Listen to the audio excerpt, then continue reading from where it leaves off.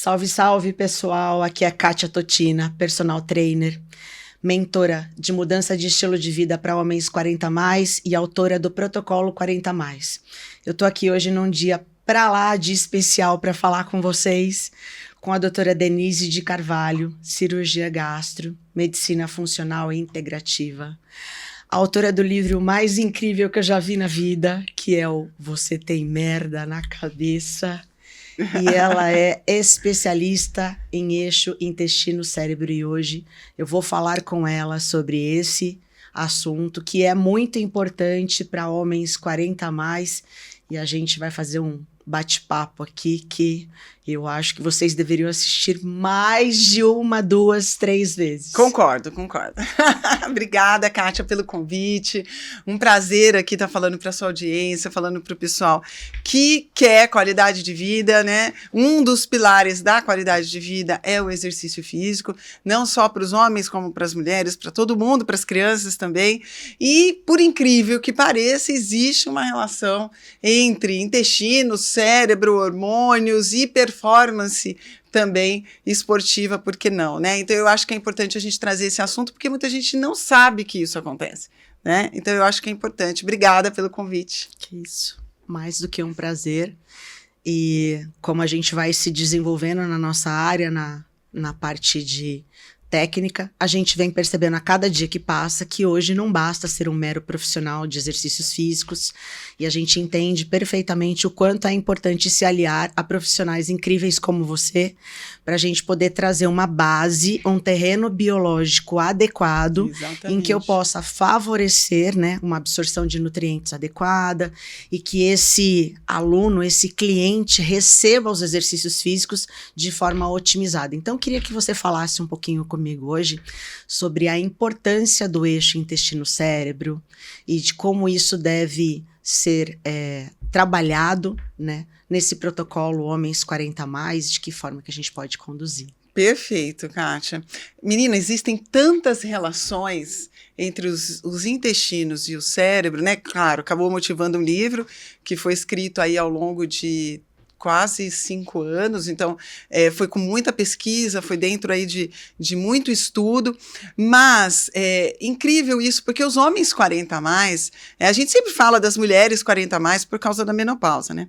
Mas os homens, como não tem uma data específica muito evidente, né, como é no caso da gente, de que os hormônios vão diminuindo e vão se alterando, então os homens ficam um pouco relegados em segundo plano, coitados, né, porque assim, no homem não é tão intenso e realmente não é tão evidente como nas mulheres, mas existe sim alterações hormonais que acompanham o envelhecimento, né, e essas alterações são até certo ponto esperadas, porém, acima dos 40 anos, é muito comum esses homens terem um nível de estresse muito alto, porque normalmente acima dos 40 anos é quando esses homens já galgaram um lugar na sociedade, já têm uma certa quantidade aí de responsabilidades, né, dentro do trabalho, da família, dentro do seu núcleo como um todo. Então, apesar de estarem mais experientes, eles também têm uma carga muito maior de estresse, né? E o estresse, que a gente chama de eixo HPA, né, o estímulo do eixo HPA, hipófise pituitária adrenal, é um eixo que envolve a secreção de vários hormônios, cortisol, de neurotransmissores como adrenalina, noradrenalina, e todo esse eixo tem um efeito muito importante sobre o sistema digestivo. Então, a princípio, eu não sinto, sei lá, constipação, eu não tenho alterações no funcionamento intestinal, então eu não preciso olhar os intestinos. Isso é um ledo engano, né? Porque os intestinos são o sistema que mais sofre com a redução da energia, né? Por que redução da energia? Quando eu estou em estresse, há uma priorização do uso dessa energia para atividades que são essenciais à sobrevivência.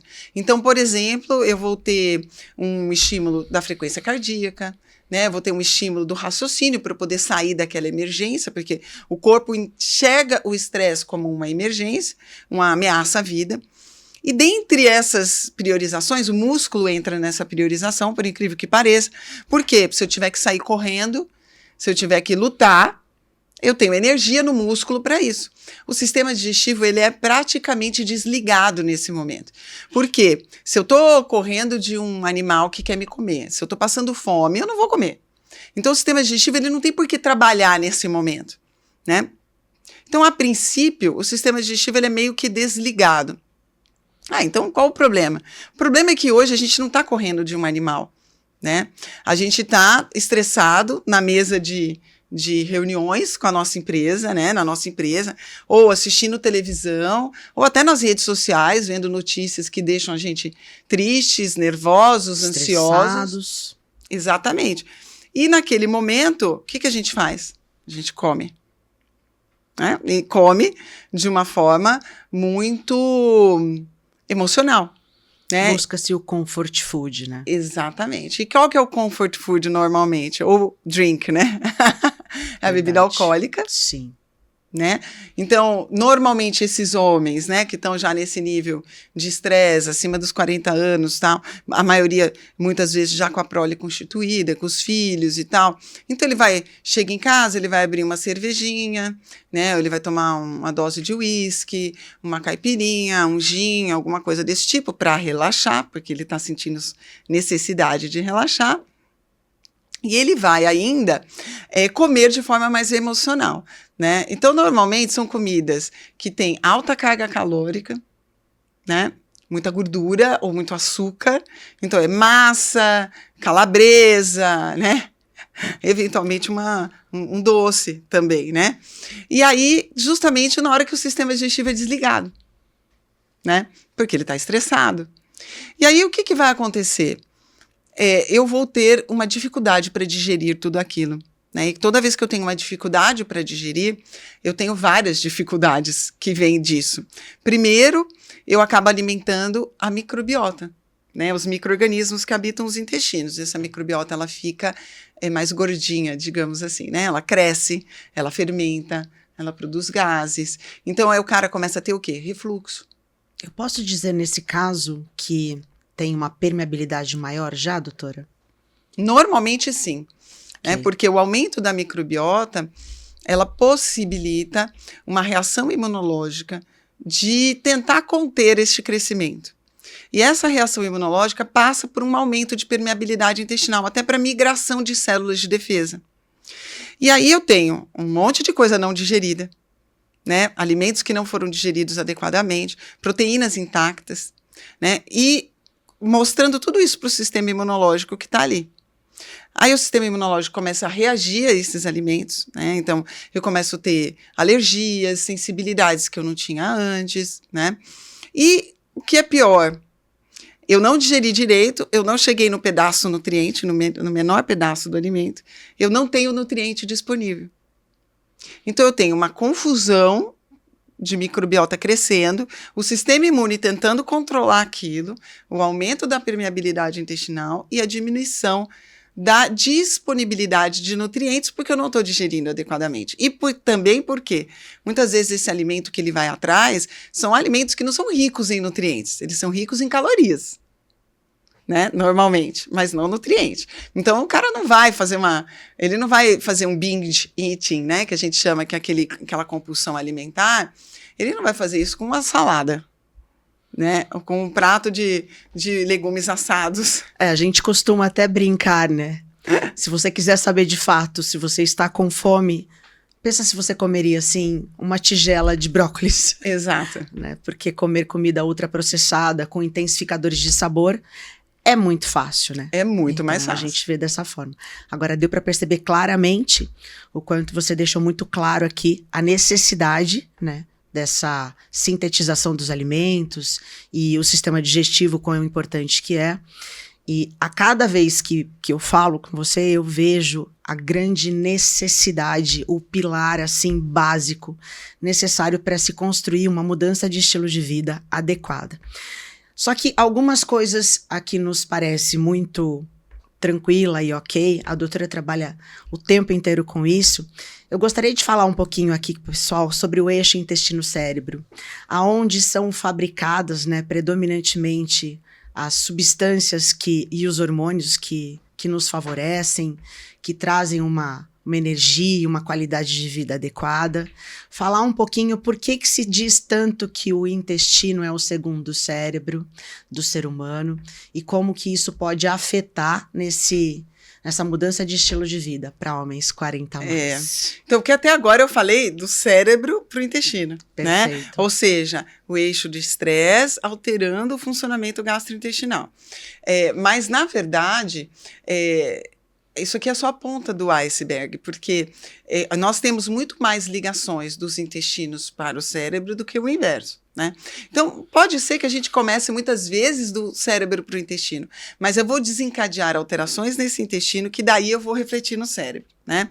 Então, a primeira forma que isso se reflete no cérebro, Kátia, é a redução do potencial de digestão, porque vai faltar nutriente para fazer neurotransmissor, né, para sintetizar o que eu preciso sintetizar no cérebro. Esses nutrientes, no corpo humano, eles sempre entram a partir do sistema digestivo, num ser humano, né? A gente não... O único nutriente, vamos dizer, que não entra pelo sistema digestivo é a vitamina D, do sol. O restante vai ter que entrar pelo sistema digestivo. E a partir do sistema digestivo ser processado e distribuído, inclusive para o cérebro. Então, só para você ter uma ideia, o cérebro, ele pesa 2% do peso corporal. Sim. Mas ele ocupa 30% do metabolismo. A demanda energética do cérebro é altíssima. É relativa ao seu tamanho, né?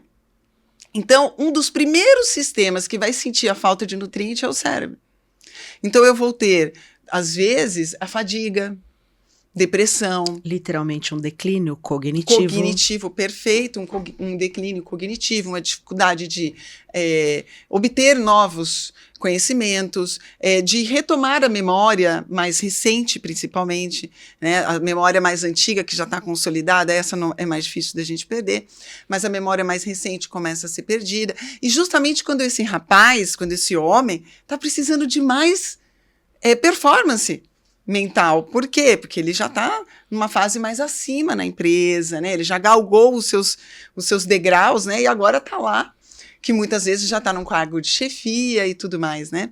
Então é justamente nesse momento que ele vai ter uma dificuldade maior, justamente por conta da diminuição desses nutrientes. Mas tem um segundo ponto, que o sistema digestivo, você tocou nesse assunto agora, né?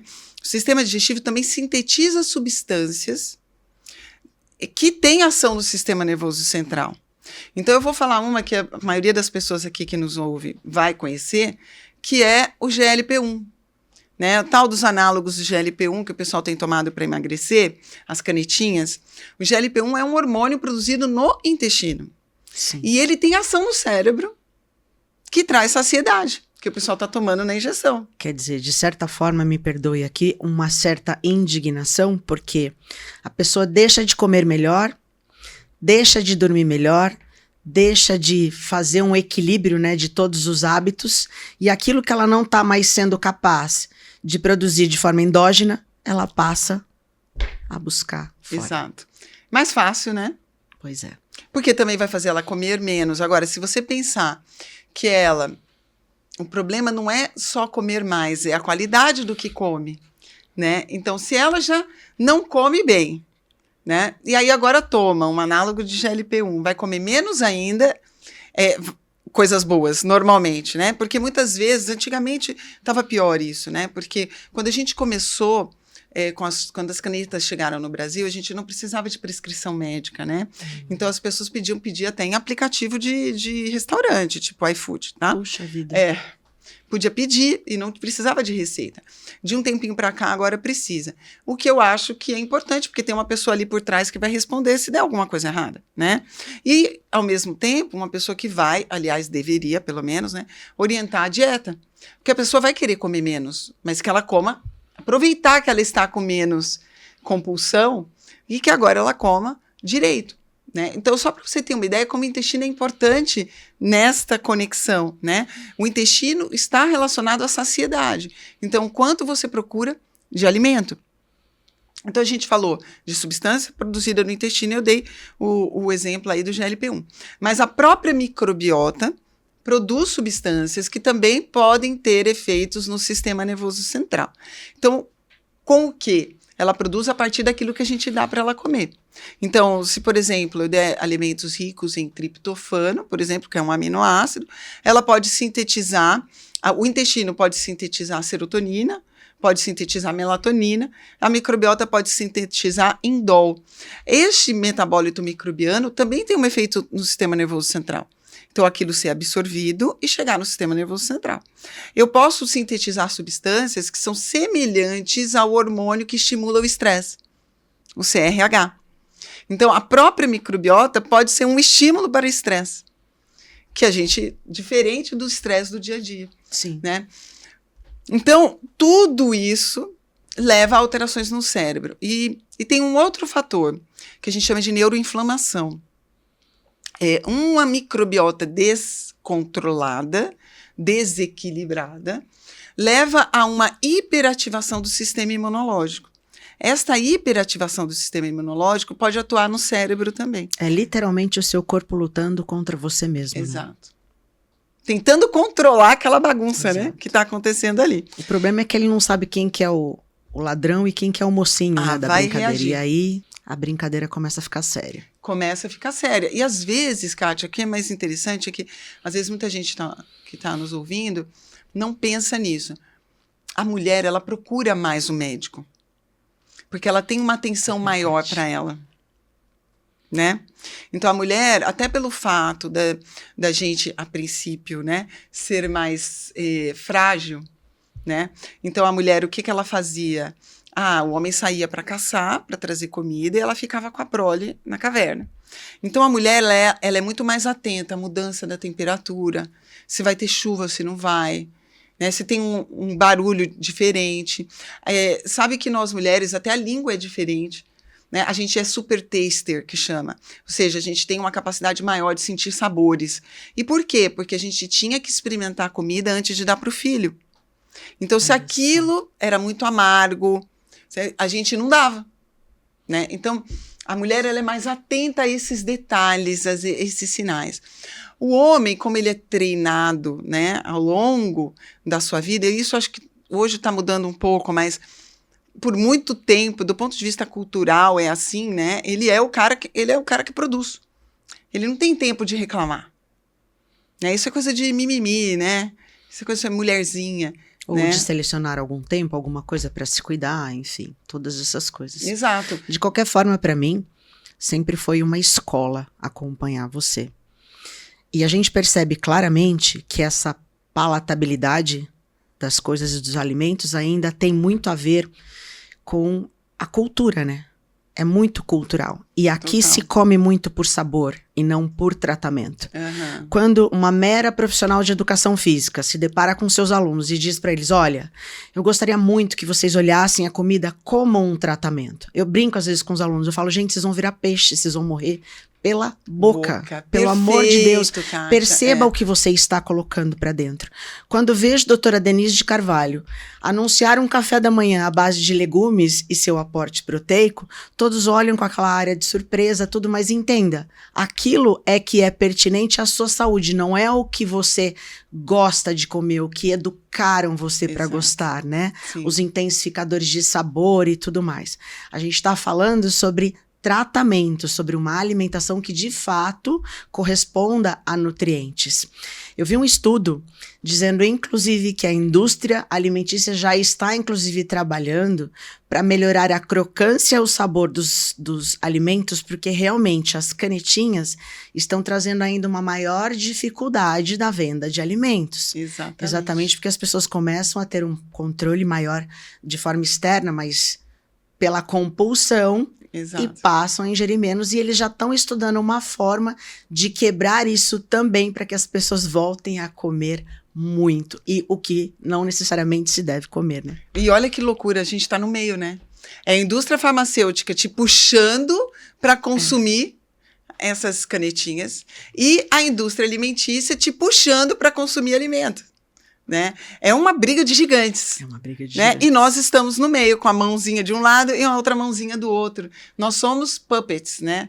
Nós somos brinquedos no meio. Literalmente. Exato. A preocupação não infelizmente, eu sempre falo isso e é com muito pesar, né?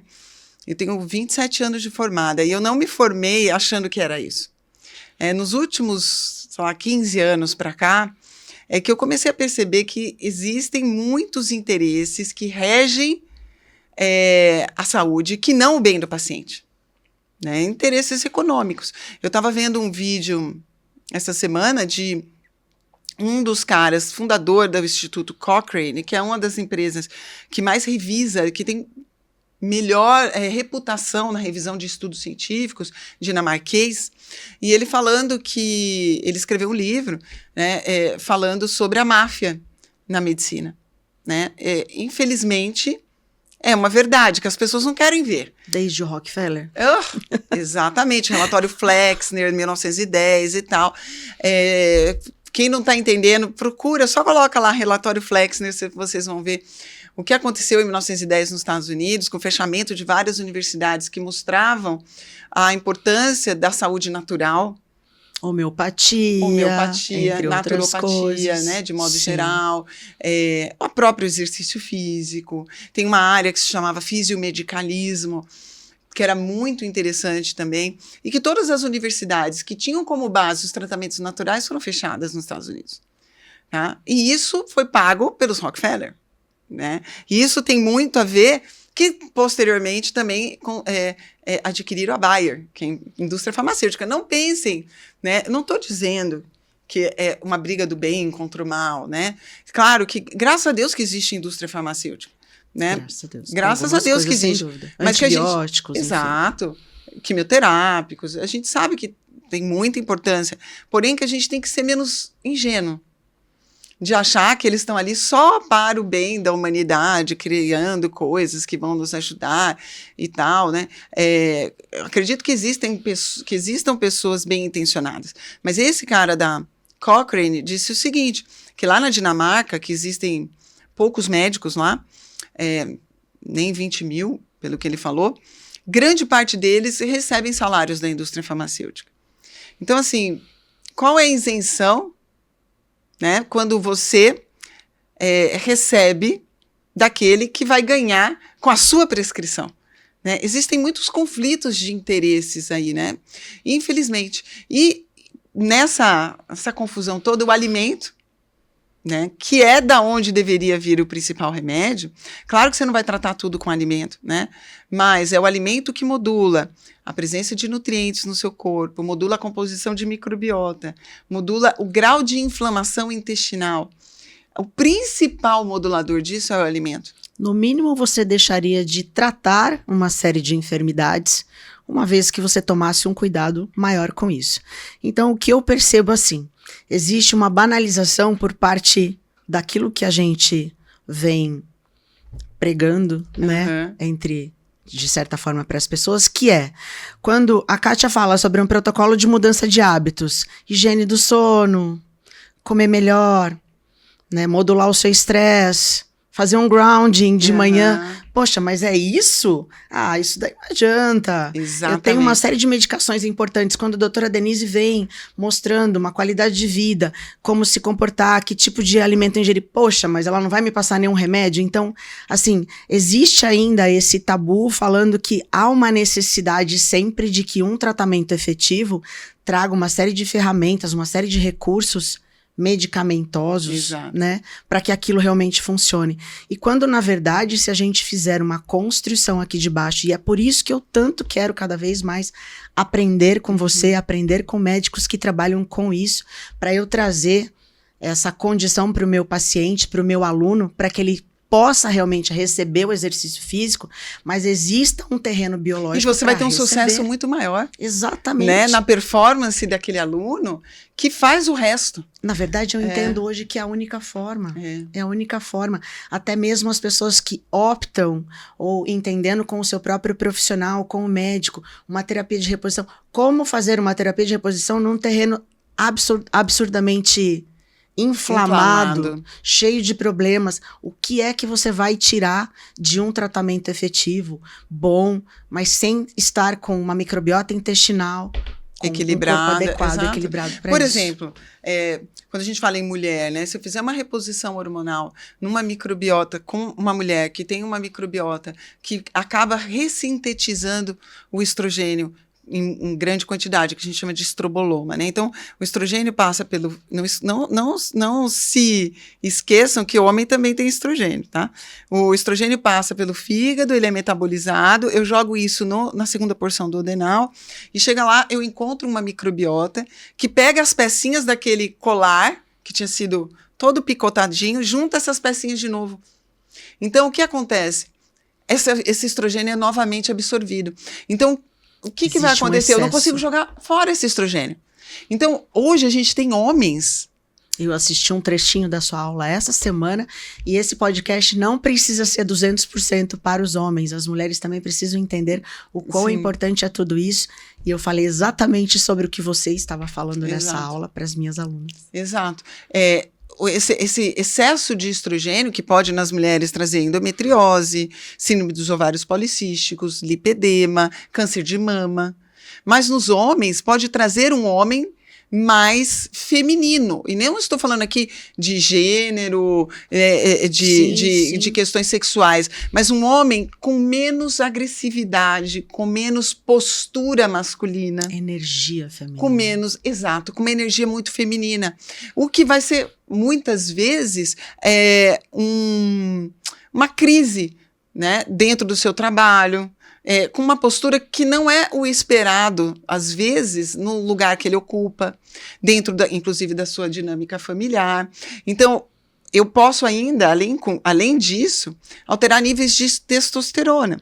Então, eu lembro de um paciente que eu tive, Kátia, que ele tinha 21 anos, mais ou menos, muito disbiótico, né? Que a disbiose é esse descontrole da microbiota, muito desequilibrada esta microbiota. E esse menino era filho de um médico e veio passar comigo para tratar essa disbiose. Aí nós começamos a tratar, ele tinha uma testosterona tipo 250. Falei, nossa, muito baixa. Para 21 anos. Muito baixa. Não, até a Sociedade Brasileira de Urologia considera abaixo de 300 já indicação, né, de suplementação. Falei, não, um menino de 21 anos, até prove o contrário, tem toda a capacidade de produzir testosterona nos testículos, né? Perfeito. Claro que a gente tem que pedir LH, FSH, fazer todo o eixo, né? Mas eu falei, não, eu vou focar na microbiota, depois a gente vê isso, né? Aí comecei a tratar e tal. 3 meses depois, o pai entra em contato comigo perguntando se eu tinha dado testosterona para o filho dele. Porque ele foi dosar a testosterona do filho, estava em 600. Eu falei, óbvio que eu vou dar testosterona para um menino de 21 anos. Nem fazia sentido naquele...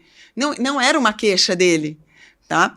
De baixa libido, baixa performance. Se bem que ele estava tão desnutrido que aquilo não era, né? Ou seja, a gente tratou o intestino e a testosterona subiu. Porque eu tive diminuição de inflamação, diminuição de estresse oxidativo, os eixos hormonais funcionam melhor, o testículo vai responder melhor. E ele vai produzir testosterona porque ele tem a capacidade para fazer isso. Né? Quando eu quero pegar no calcanhar de Aquiles dos homens 40+, acho que 2 coisas principais que a gente tira desse podcast, embora a vontade de fazer uma maratona de podcast com você. Agachamento e comer direito, né? Exato. Agachamento e comer direito são sistemas endógenos absurdamente poderosos que podem favorecer isso, mas não. Primeiro o pessoal traz os fatores externos, os recursos externos, às custas de não querer regular, uma preguiça, né, de certa forma. E quer tomar testosterona. não organizar o básico, né? Quer tomar... E eu vou contar mais para vocês. Se vocês usarem testosterona diante deste processo inflamatório, essa testosterona vai ser aromatizada, ela vai se tornar estrogênio. E aí o tiro vai sair pela culatra. Sabe o que vai acontecer? Homem de peitinho. Ginecomastia. Exato. Homem com a deposição de gordura na região do quadril, que é uma característica nossa, feminina. Então, você olha de costas aquele homem com aquele quadril largo, que não é característica masculina. Aquilo é aromatização. Então, o cara vai e é fácil achar alguém que prescreva testosterona, né? Sem cuidar. Quer resolver o problema do paciente, o paciente quer resolver o dele. Que é o quê? O que você disse muito bem. Um medicamento. Eu vou lá e vou tomar testosterona, tudo, seus problemas acabaram. Né? Não, pode aí que começam os seus problemas, que aí eu vou ter inibição do seu próprio eixo e eu vou ter essa aromatização. Na hora que eu retirar isso, vai ser como? Acabou a brincadeira. Aí que não produz aí a depressão, ansiedade, né? Impotência sexual, né? E aí é que o problema é que vai ficar, o que era de um tamanho vai triplicar. Exatamente. E por onde a gente deveria começar? Pela dieta, atividade física, e você falou agachamento, né? Quanto mais músculos você recruta, mais eu estimulo esse eixo. Teu corpo não é bobo, né? Você tá precisando de perna aí, meu filho.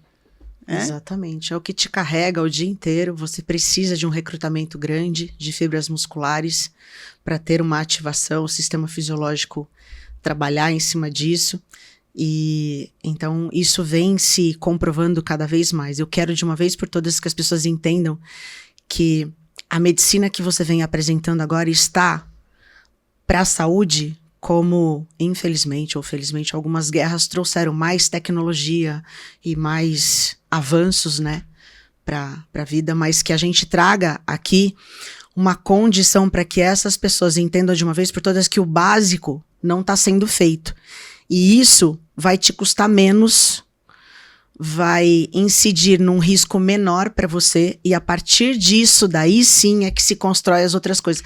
Eu entendo como uma base, como um alicerce necessário para que todas as outras coisas voltem a funcionar. E todo o resto que as pessoas vêm buscando em primeiro lugar, na verdade é a cereja do bolo, quando necessária. Exatamente. Se necessária.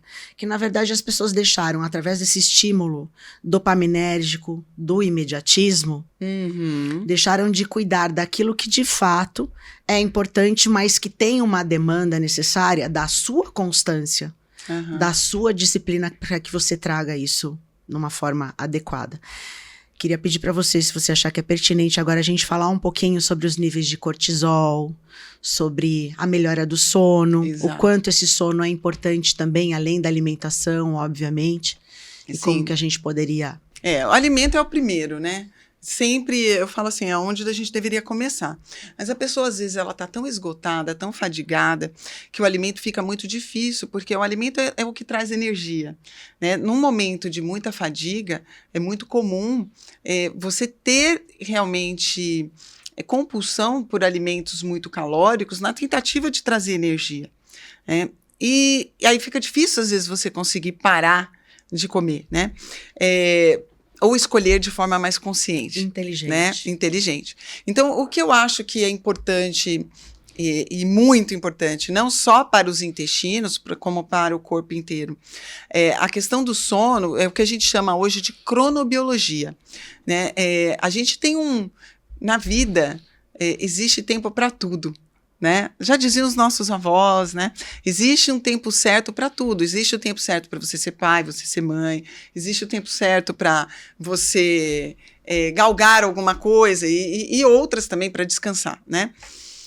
Já diziam os nossos avós que o certo é a gente comer como um rei de manhã, como um príncipe na hora do almoço e como um mendigo à noite, né?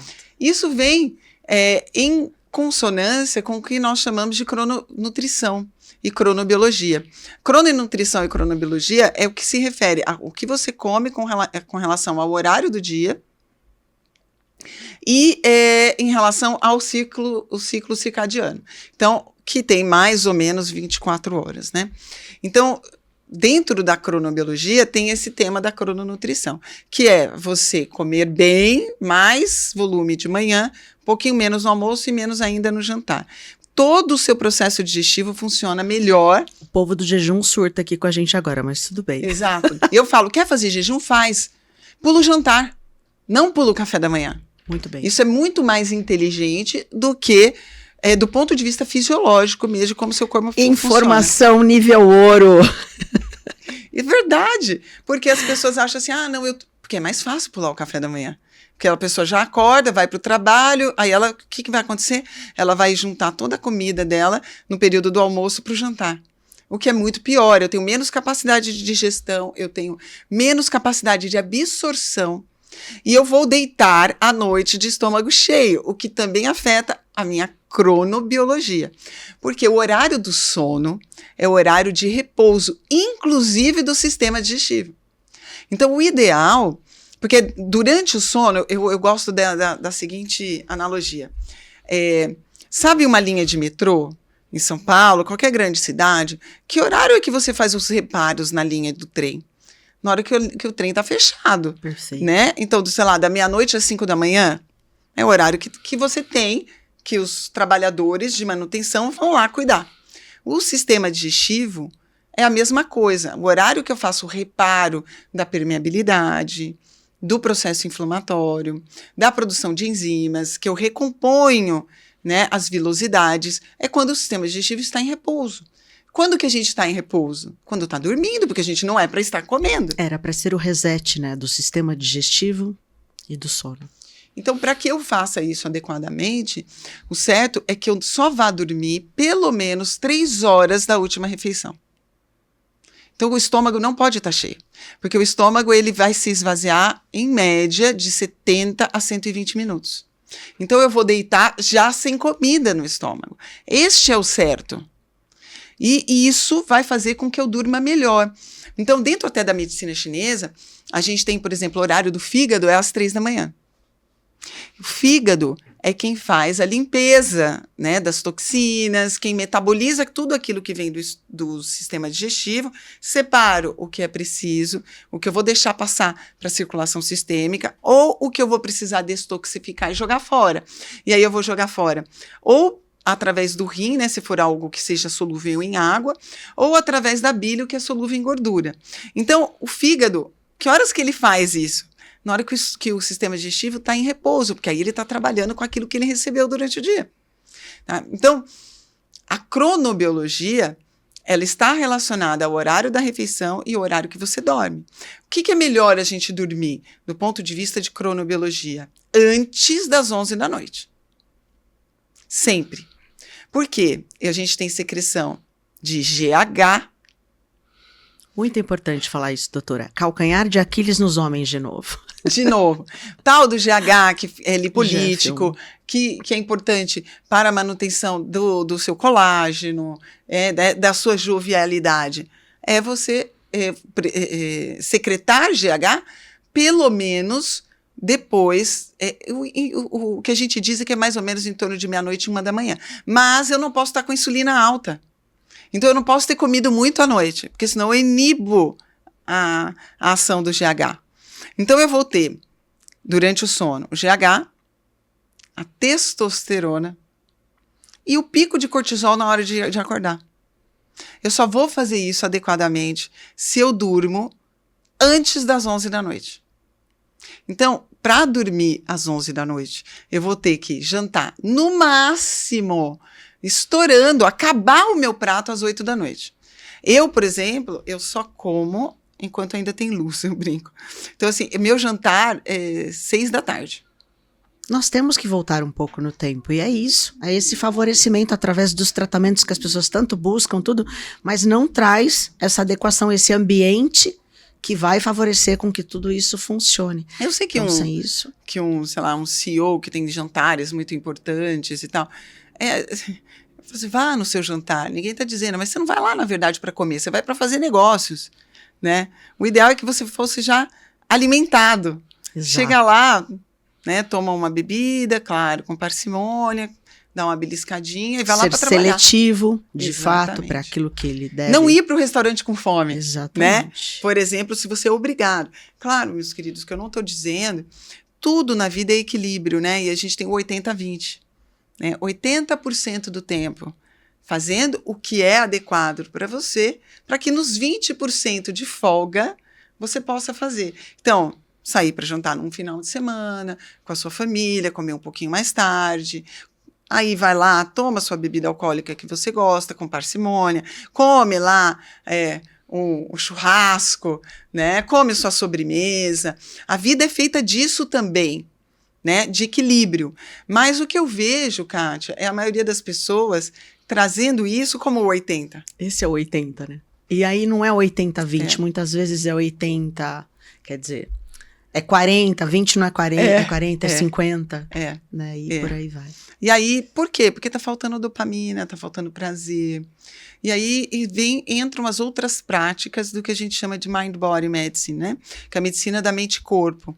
E aí a gente tem as práticas de meditação, yoga, Theta Healing, são o grounding que você colocou, o mindfulness, né? Comer com consciência, prestando atenção no ato de comer, sem o celular, que eu acho que é o mais difícil, né? A maioria das pessoas come assistindo coisa no celular. Antigamente era revistinha, né?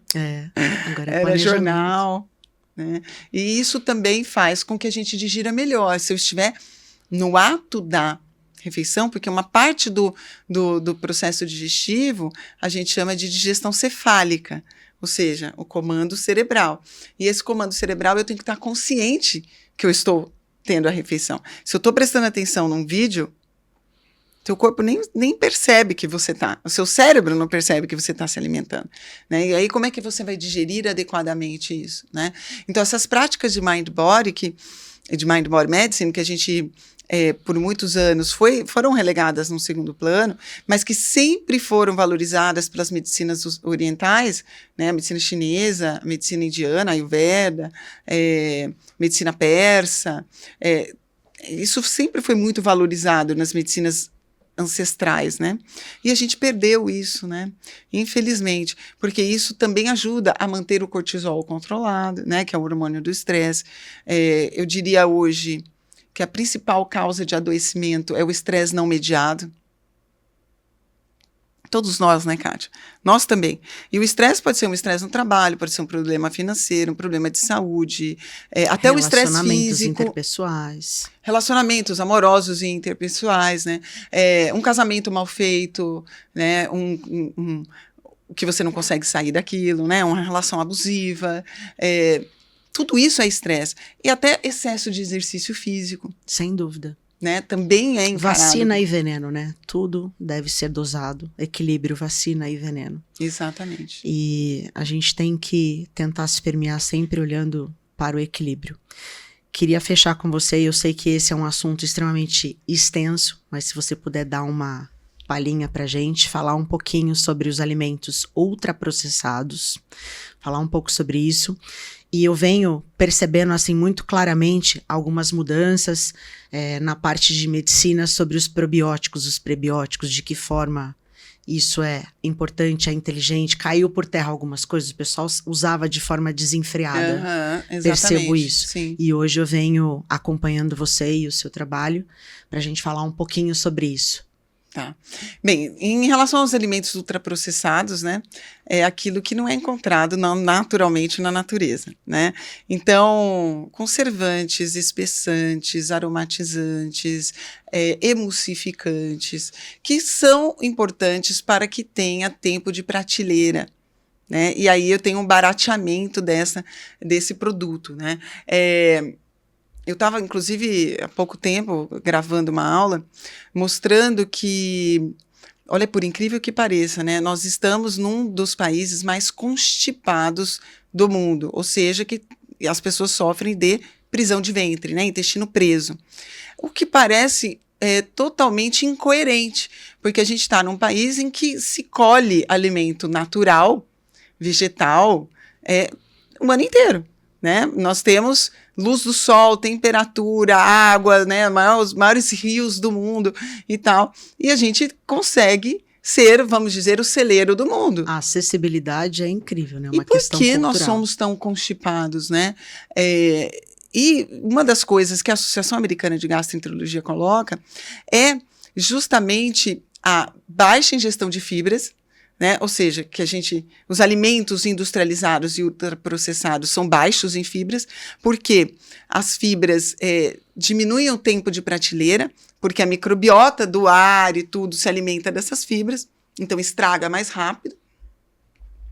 E, além de tudo, né, parece uma incoerência, os alimentos de prateleira, esses que são ultraprocessados, industrializados, eles acabam sendo mais baratos do que os alimentos naturais da feira. Muito mais, muito mais. Então, o que acontece?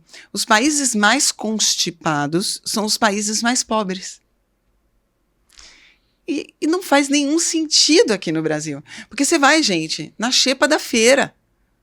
Né? Quantos vegetais diferentes você comeu nessa semana?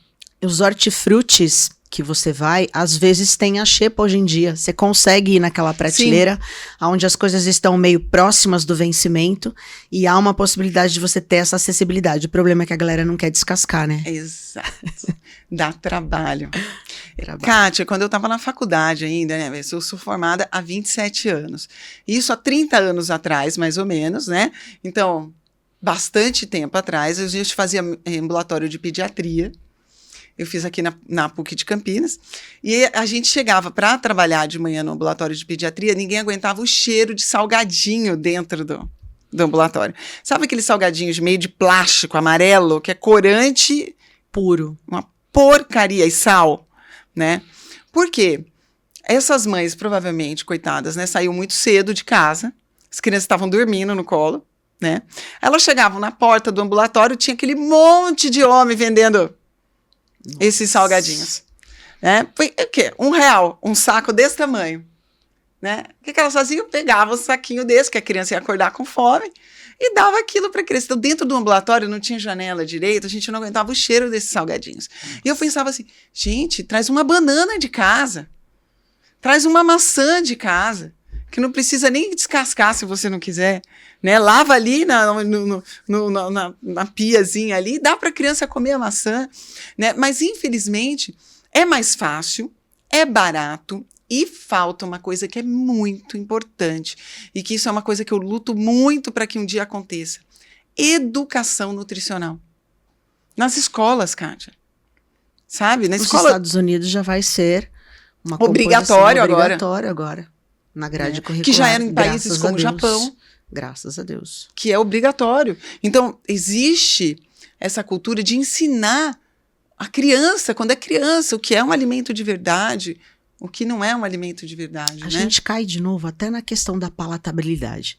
Às vezes você se depara com alunos, eu vou viajar com a minha família e tal, poxa, não tem como, porque o meu filho acaba pedindo sorvete, salgadinho. Tá, quem ensinou? Como foi introduzido isso na vida dele? Então, as pessoas passam a deixar de ter a percepção do quanto importante é isso. E acho que tá dando carinho pro filho. E a conscientização de que essa praticidade, o prejuízo, o tamanho que ela traz, de que forma que a gente poderia estar resolvendo isso já antecipadamente. E falando um pouquinho sobre os probióticos e prebióticos, doutora? Sabe, Kátia, muito do interesse que veio nos últimos anos em relação ao sistema digestivo foi porque a indústria viu uma possibilidade, né, de explorar isso economicamente. Não sejam ingênuos mais uma vez, né? A indústria dos probióticos é uma indústria milionária, né? E tem uma grande empresa aí, dona de grande parte dos probióticos. E que acabou estimulando e financiando estudos científicos com os probióticos. Né? E a verdade é que existe lugar, sim, para probióticos. E hoje a gente tem até uma geração mais à frente de probióticos, que a gente chama de probióticos engenheirados, que são probióticos criados em laboratórios para fazer atividades específicas que eu quero dentro do ser humano. Então, isso é um novo, que inclusive pode ser designado ou trabalhar junto com uma IA, por exemplo, tá? Isso é uma coisa que vem surgindo e, inclusive, eu vou falar sobre esse assunto num congresso no Porto, em Portugal, em dezembro. Então, existe essa possibilidade, é interessante. O problema é que as pessoas começaram a achar que o probiótico tratava tudo, né? De unha encravada à depressão, né? Era só... Como que eu equilibro esse intestino? É só colocar o probiótico. Então, eu costumo dizer para os meus alunos o seguinte: como é que você corrige um jardim ou um terreno baldio? Eu não simplesmente chego lá e jogo um monte de semente de plantas ornamentais e vou embora. Eu tenho que capinar aquele terreno, né? Eu tenho que tirar o que está ruim, eu tenho que regar, eu tenho que adubar, aí eu coloco as minhas... Roda e cai na onde? Alimentação, motilidade, que hoje não vai dar tempo de falar. Por isso que eu tô falando, tinha que ser... Então, o que acontece? Eles podem até fazer um sentido, mas depois que eu já fiz a lição de casa, né? E não é quanto mais cepas, melhor. Hoje em dia, a gente tem estudado que cepas, quando são dadas de forma isolada, às vezes tem um efeito melhor do que cepas misturadas. Então, tudo depende de como foi feito o estudo com relação àquele probiótico. E hoje eu enfatizo muito mais o consumo de pré-biótico. Né? O pré-biótico, ele vem do conceito de que ele ajuda, o pré ajuda bios, vida.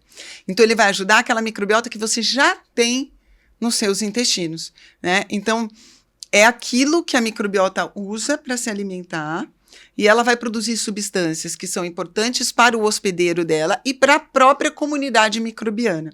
Então, dentro dos pré-bióticos estão as fibras, principalmente as fibras solúveis, e os polifenóis, que estão presentes no alimento. Por exemplo, a antocianina da fruta vermelha, que traz aquela coloração arroxeada das frutas vermelhas, no geral, dos cítricos, tá? Os flavonoides dos cítricos, então da laranja, do kiwi, né? Então aquilo que também a gente praticamente não absorve. Toda a ação dele é através da microbiota. Então isso, para mim, é mais importante do que eu partir direto para um probiótico. O probiótico ficaria para depois, a partir do momento que eu corrigir dieta, sono, porque microbiota também responde à cronobiologia, e os pré-bióticos. Se houver necessidade. Se houver necessidade. Porque daí houve toda uma regulação e aí não às vezes nem precisa. Bom, sem palavras, eu acho que a contribuição hoje que a gente teve aqui foi incrível. Mais um podcast aí para o pessoal. Eu espero que a gente tenha colaborado e contribuído com mais conhecimento para que vocês possam ter um conjunto de ferramentas para agregar e melhorar esses hábitos que farão toda a diferença para vocês, homens 40+, e para quem quiser, porque eu tenho certeza que todo o conteúdo que a gente trabalhou aqui hoje, com certeza, é de suma importância e a gente vai tratar de uma maneira geral também. Exato, né? E uma pessoa boa, uma maçã boa também leva o resto. Exatamente. Eu quero agradecer demais pelo seu tempo, pelo seu conhecimento, por ter compartilhado aqui com a gente. Tá bom? Um prazer, minha querida. Muito obrigada. Muito feliz pelo seu trabalho, que você consiga atingir muita gente, os seus alunos, as famílias dos seus alunos e todo mundo que está assistindo aqui o seu podcast. Eu trouxe um livro para você. Eu prometo que eu vou fazer uma dedicatória. Muito obrigada. E espero que você goste. Muito obrigada. Me empresta um pouquinho, por favor, o meu presente. Obrigada de coração. Amei. Fico feliz. E eu queria que você falasse, por favor, gente, esse é o livro da doutora Denise de Carvalho. Você tem merda na cabeça, eu espero que eu tire as merdas da cabeça de vocês, tá bom? Estamos aqui colaborando para isso. Quem quiser adquirir, doutora... Tem um link lá no meu perfil no Instagram. Esse livro foi independente, esse é o meu terceiro livro, que é direcionado a leigos, né? 4º livro no geral. E esse livro... eu montei a minha própria editora, então o link está lá. É meu primeiro livro, né, pela minha editora. E eu tenho link no perfil do Instagram. A gente, graças a Deus, vendemos mais de 1.200 unidades já. Foi um sucesso em 6 meses. Estou muito feliz. E espero que você goste. Merecido, tenho certeza, não tenho nem dúvida. Clicando lá na sua bio, dá para ver todo o restante do material, os conteúdos, né? Sim. Então, gente, eu acho que às vezes a gente se perde um pouco em rede social e tudo, mas pelo menos, já que a gente está de vez em quando rolando lá a tela do celular, que a gente faça isso de forma inteligente.